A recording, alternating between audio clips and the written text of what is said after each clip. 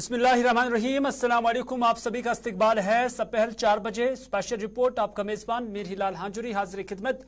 और special report में आज सबसे पहले बात करते हैं मुत्तहिदा अपोजिशन जमातों के उस एहतजाज की जो आज जम्मू के अंदर था और जिसमें जो एक्सपेक्टेशन थी क्या उसके मुताबिक ये एहतजाज यहाँ पर हुआ और जिस गर्ज व मकसद के लिए इस एहतजाज को रखा था क्या वो मकसद, क्या वो गर्ज अपोजिशन जमातों का पूरा हुआ।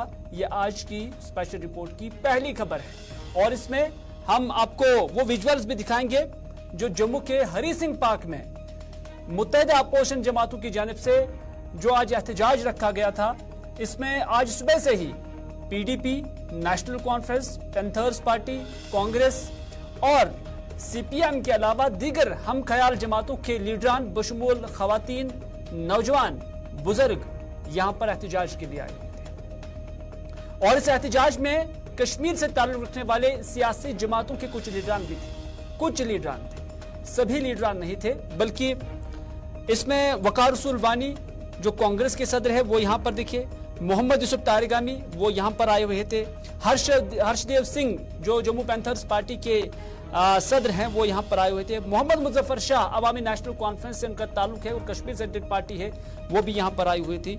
फिरदौस अहमद टाक पीडीपी से उनका ताल्लुक था। यानी इन्हीं लीडरान ने यहां अपनी अपनी जमातों की नुमाइंदगी की है।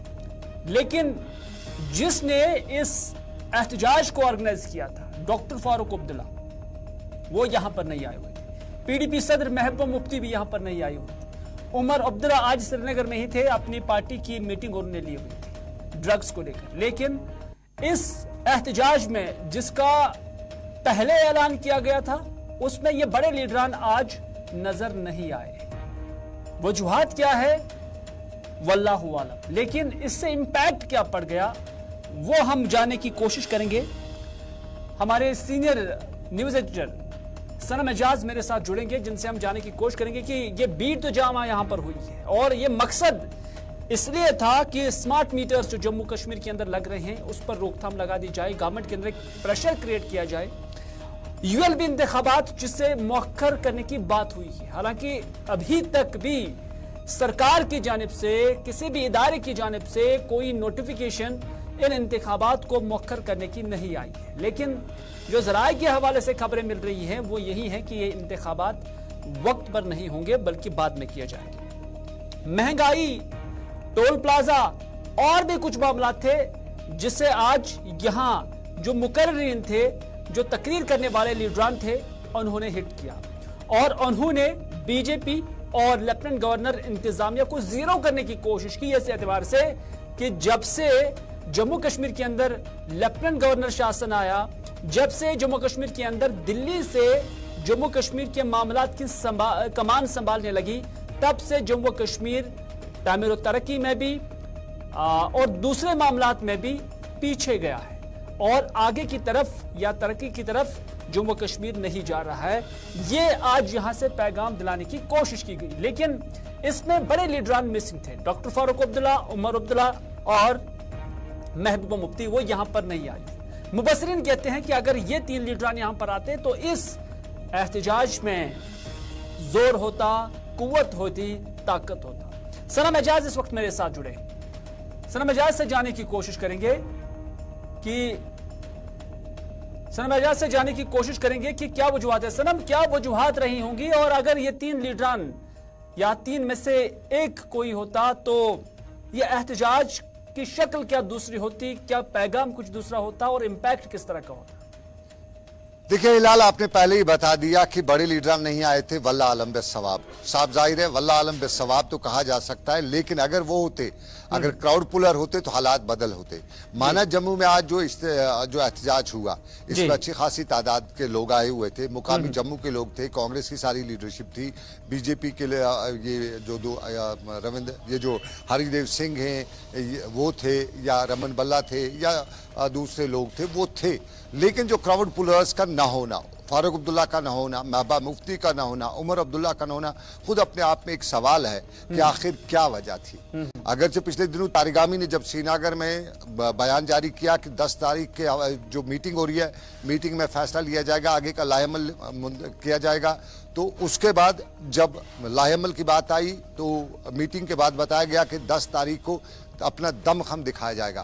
तो दमखम के हवाले से पहले ही अंदाजा था कि शायद स्टेट लेवल पे, स्टेट वाइड जो है या जम्मू कश्मीर यूटी वाइड जो है प्रोटेस्ट किए जाएंगे, लेकिन फिर बाद में पता चला कि नहीं, जम्मू में ही होंगे।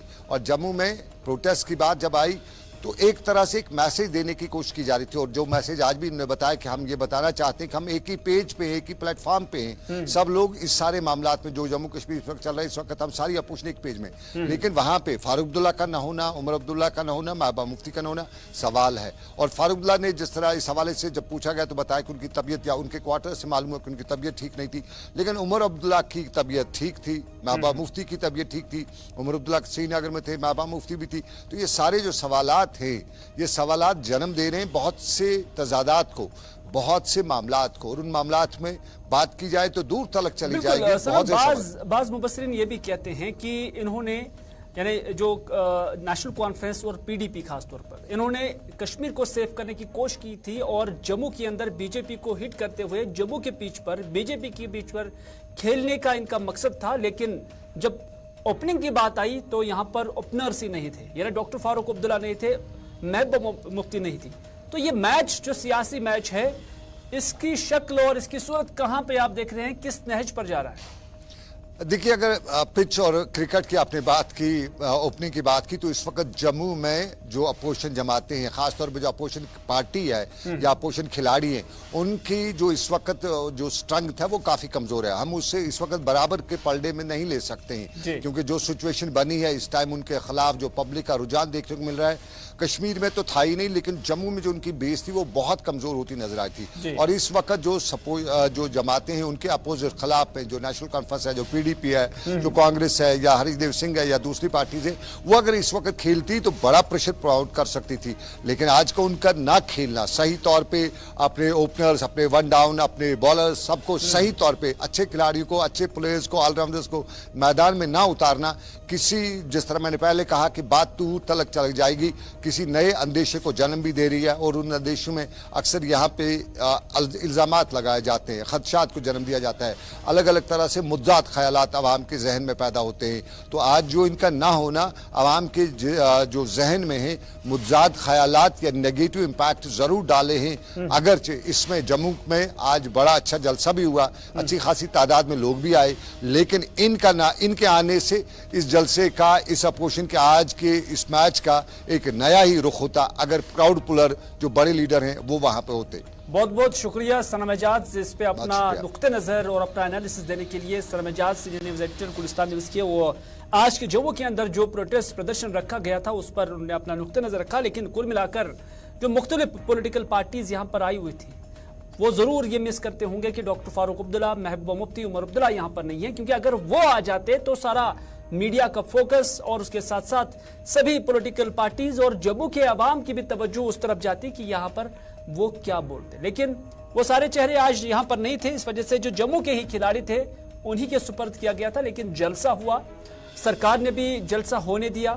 और कश्मीर के अंदर इन पॉलिटिकल पार्टीज का ये मलाल है कि यहाँ पर हमें एहतजाज करने नहीं देते हैं, लेकिन जम्मू के अंदर ये एहतजाज की पूरी इजाजत थी और कल से ही तैयारी भी थी, लोग भी आए हुए थे, लेकिन बड़े चेहरे यहाँ पर नहीं थे। लेकिन तारिगामी, मोहम्मद यूसुफ तारिगामी यहाँ पर आए हुए थे, उन्होंने पब्लिक से स्पीच भी की, सबसे बड़े लीडर यहाँ पर थे, और उन्होंने अपनी स्पीच में, अपनी तकरीर में क्या कुछ कहा, उन्हीं की जुबानी सुनते हैं।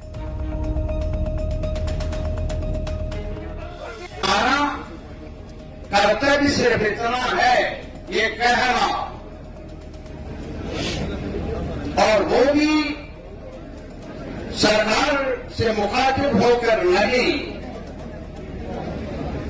वो इसीलिए क्योंकि सरकार के कारनामे इतने हमारे आवाम के सामने वादे और एक लंबी कहानी, जो कहना वो करना नहीं, और झूठ की जो भी रेखा ये रही है आज तक उनको भी पार करना ये रीत रही है सरकार की। इसीलिए सरकार से हम कहेंगे कुछ नहीं,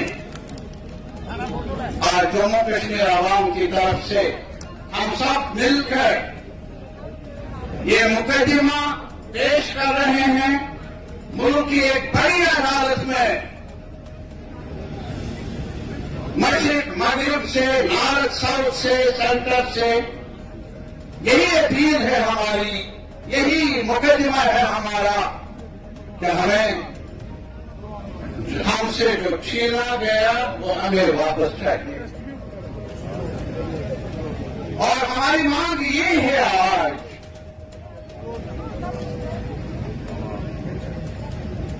कि हमें अपना समझकर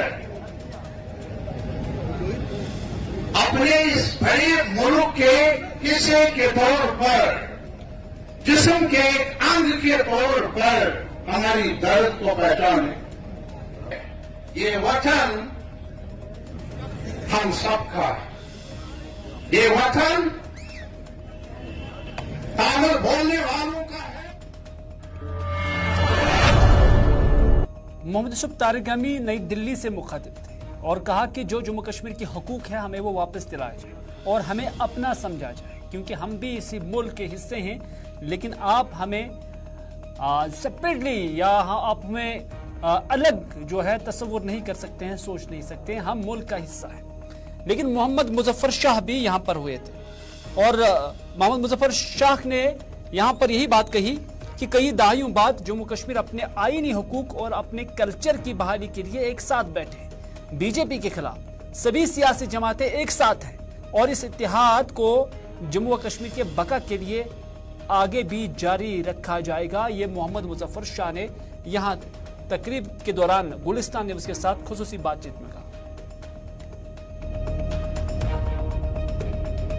बहुत दहाइयों के बाद आफ्टर वेरी मेनी डेकेड्स आज जम्मू और कश्मीर एक ही जगह पे बैठा है और आज restoration for democracy, restoration of our constitutional rights और restoration of our pride of our culture, उसके लिए आज जम्मू के हिंदू, मुसलमान, सिख, कश्मीर से तमाम पार्टीज इकट्ठे हैं, तमाम लोग यहाँ पे हर किसी मजहब और मिलत के लोग इकट्ठे हैं और एक जगह पे हैं। बहुत बड़ा दिन है आज ये और इस चीज को हम यूनिटी के साथ कायम और दायम रखेंगे पूरे जम्मू कश्मीर में आइंदा के लिए।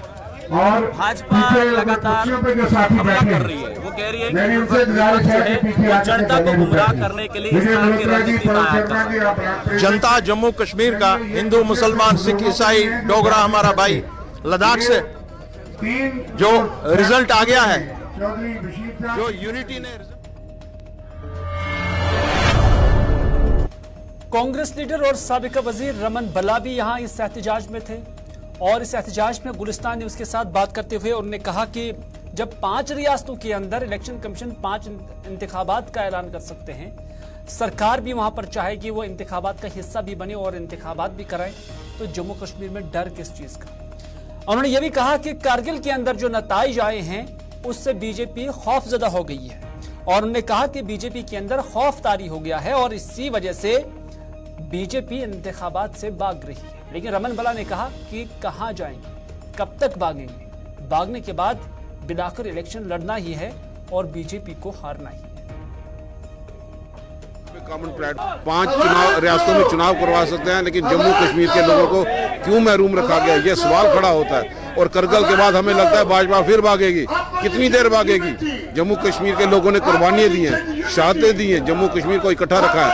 आज जो रियासत के हालात यहाँ पे बने अस पर रियासत के, इसको यूटी में तब्दील कर गए, हमारी पहचान खत्म हो गई। आज सवाल खड़ा करते हैं, छोटा सा सिंबॉलिक प्रोटेस्ट है, सारी लीडरशिप यहाँ बैठी, अपने अपने कोई भी उनके इशूज यहाँ पे हो गए, लेकिन यहाँ पे कॉमन प्लेटफॉर्म में खड़े हैं कि रेस्टोर करें। पीडीपी की तरफ से फिरदौस टाक यहां पर थे और फिरदौस टाक ने कहा कि यह पहली मर्तबा है कि जब जम्मू कश्मीर की बका के लिए, अपने कल्चर के तहफ़्फ़ुज़ के लिए सभी पॉलिटिकल जमातें बशमूल जम्मू और कश्मीर एक साथ एक प्लेटफॉर्म पर है और ये सब इस वजह से बैठी हैं कि जम्मू कश्मीर के लोगों के जो हुकूक हैं और खासतौर पर आईनी हुकूक हैं वो बहाल हो जाए। उन्होंने कहा कि एक हिस्टोरिकल मौका है।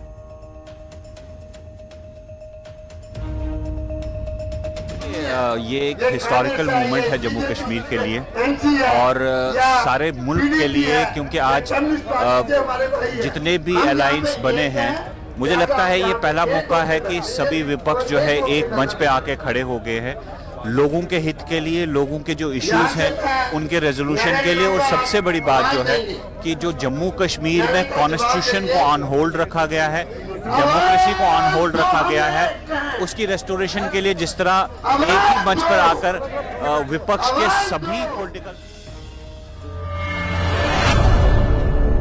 साबिक वजीर और कांग्रेस के साबिक प्रदेश सदर गुलाम अहमद मीर का भी रिएक्शन आया। गुलाम अहमद मीर कहते हैं कि जम्मू कश्मीर के लिए आईन और जमहूरी अमल को मुअत्तल रख दिया गया है, जो एक काबिल तशवीश बात है और ये न सिर्फ जम्मू कश्मीर बल्कि पूरे मुल्क के लिए बाइस तशवीश मामला है। गुलाम अहमद मीर कहते हैं कि बीजेपी ने पूरे मुल्क के अवाम को गुमराह करके ये बताया था कि जम्मू कश्मीर में 370 हटाए जाने के बाद और यूटी बनाने के बाद जम्मू कश्मीर की हवा बदल गई है। लोग मेन स्ट्रीम की तरफ आ रहे हैं, लोग मुल्क के साथ जुड़ रहे हैं। ताहम इस प्रोपेगेंडा का पहला जवाब कारगिल के अवाम ने बीजेपी को दे ही दिया है, ये गुलाम अहमद मीर ने कहा।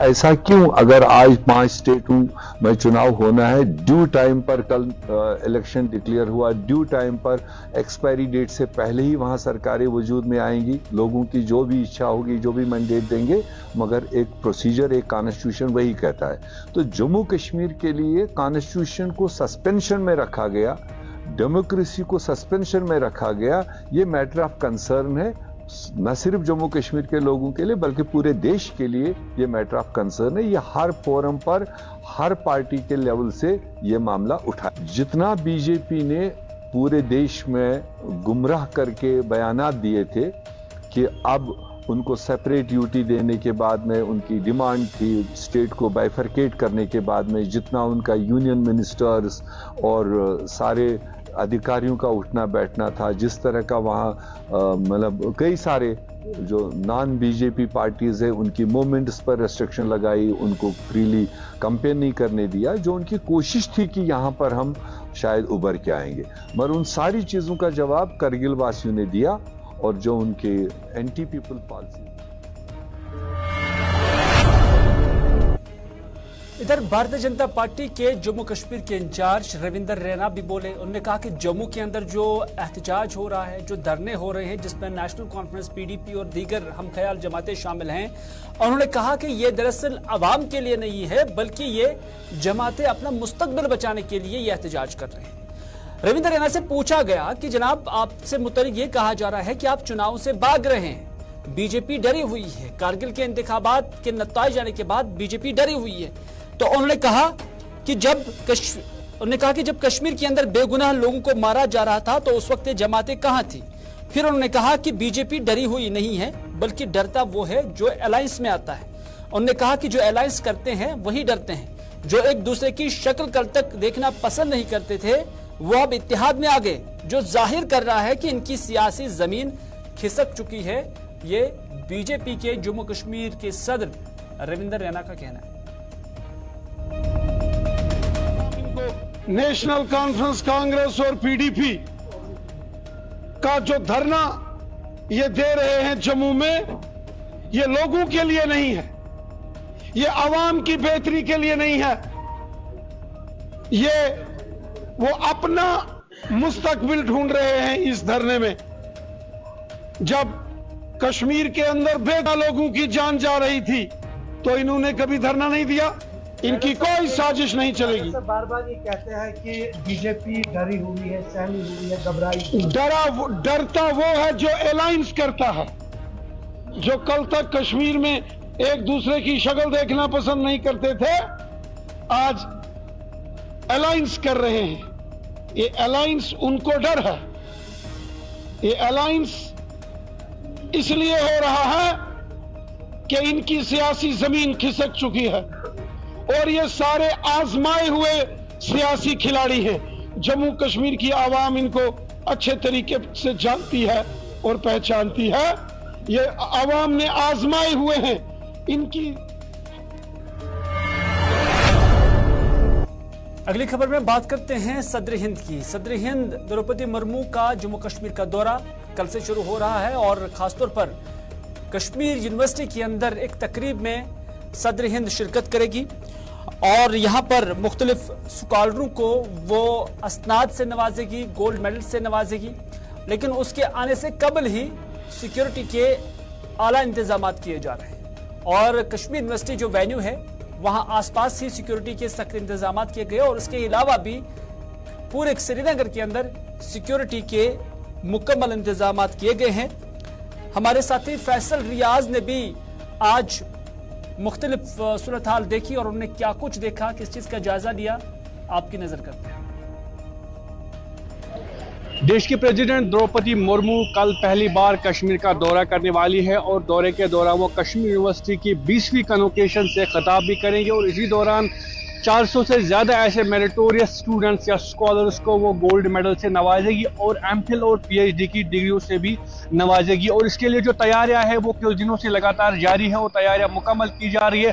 कल भी एक हाई लेवल मीटिंग बुलाई गई थी जिसमें फैसला किया गया था कि जो सिक्योरिटी पॉइंट ऑफ व्यू होगा उसको मजीद सख्त किया जाएगा और पूरे कश्मीर यूनिवर्सिटी के अराउंड जो है 3 टायर सिक्योरिटी सिस्टम रखा जाएगा और टाइट सिक्योरिटी रखी जाएगी। इस वक्त भी मैं कश्मीर यूनिवर्सिटी के बाहर ही मौजूद हूँ और आप देखिए ये कश्मीर के मेन गेट के मनाजिर है। यहाँ पे अभी से ही जो सिक्योरिटी इंतजाम है वो सख्त किए गए हैं और चाहे वो सिक्योरिटी हो, जम्मू कश्मीर पुलिस हो, इसके साथ साथ सीआरपीएफ हो, वो इस वक्त यहाँ पे जो भी गेट है कश्मीर की वहाँ पे उनकी तैनाती अमल में लाई गई है। और आपको बता दें कल द्रौपदी मुर्मू यहाँ पे पहुंचेगी और उसके बाद यहाँ पे कन्वोकेशन सेंटर से वो खिताब होगा, मेरिटोरियस स्टूडेंट्स को मेडल दिया जाएगा और उसके बाद डल झील की भी उनको जो है सैर कराई जाएगी। वहां पे उनको साउंड और लाइट शो भी दिखाया जाएगा और रात देर गए फिर वो राजभवन पहुंचेगी जहां पे मनोज सिन्हा उनकी मेजबानी करेंगे। यानी मनोज सिन्हा जो लेफ्टिनेंट गवर्नर जम्मू कश्मीर है वो मेजबानी करेंगे, होस्ट होंगे और उसके बाद वो 12 तारीख को जो रिपोर्ट्स आ रही है वो लद्दाख चली जाएंगी और उसकी जो तैयारियां जो है बराबर मुकम्मल की जा रही है। और जो फोर्ट शोर रोड है या बुलवार रोड है वहां पे भी सिक्योरिटी के सख्त इंतजाम किए गए क्योंकि वही रास्ता है जहां से Draupadi Murmu president of India यहाँ पे आएगी और उसके साथ साथ वहां से साफ सफाई भी की जा रही है। एसएमसी के एहलकार वहां सड़कों पे और साफ सफाई की जा रही है। कुल मिला के देखा जा रहा है सफाई से लेकर सिक्योरिटी इंतजाम जो है बड़े कड़े किए गए हैं, सख्त सिक्योरिटी इंतजाम किए गए हैं और सिक्योरिटी एजेंसी के साथ साथ जो तो नाज़रीन आज के स्पेशल रिपोर्ट में बस इतना ही। अपने मेजबान मीर हिलाल हांजुरी को दीजिए इजाजत इस वादे के साथ कि अगर जिंदगी रही तो आपसे फिर होगी मुलाकात। तब तक के लिए खुदा हाफिज, फी अमान अल्लाह।